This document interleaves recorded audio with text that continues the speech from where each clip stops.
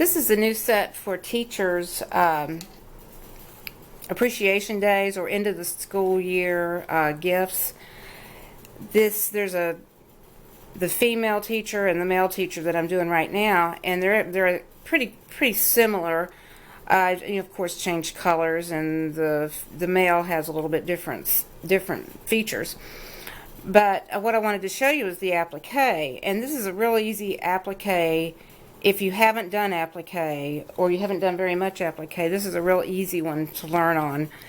What you will have is the placement line. After the quilting goes down, the placement line will go down for the laying of the fabric, and that occurred on the quilt part of the mat.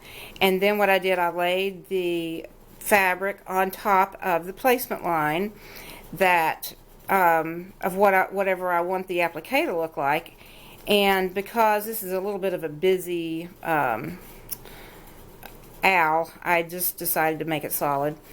So I laid it down, and then the tack down line goes down, and that's usually a 2-ply, so that it gives you a little bit more stability as you're cutting out the fabric, that it doesn't raise up and pull the stitches out. So what you want to do, now I mentioned this in one of my posts, is that these are the double curve scissors, and it took me a while to get used to these, but I really like them now. And these are the ones that a friend had recommended and that she had bought at the Sewing Expo. And so when the Sewing Expo came around, I went to the scissors counter and I told him I wanted the double curve. And he said, well, I've never heard of the double curve. And I said, well, but my friend told me that she bought them here. And so he did lead me to the double curve, and that was what she had talked about, but I thought she had said double curve. So, senior moment.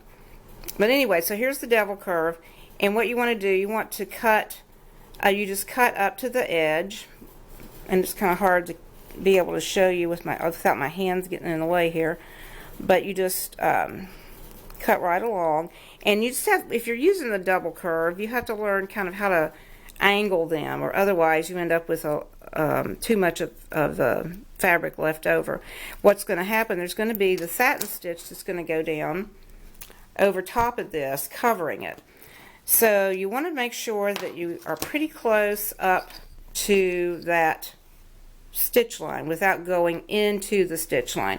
If you don't have double curve, or you can't find any, just make sure that you have a sharp, pointy pair of scissors, because if you have a dull pair of scissors, that will make it difficult to get close.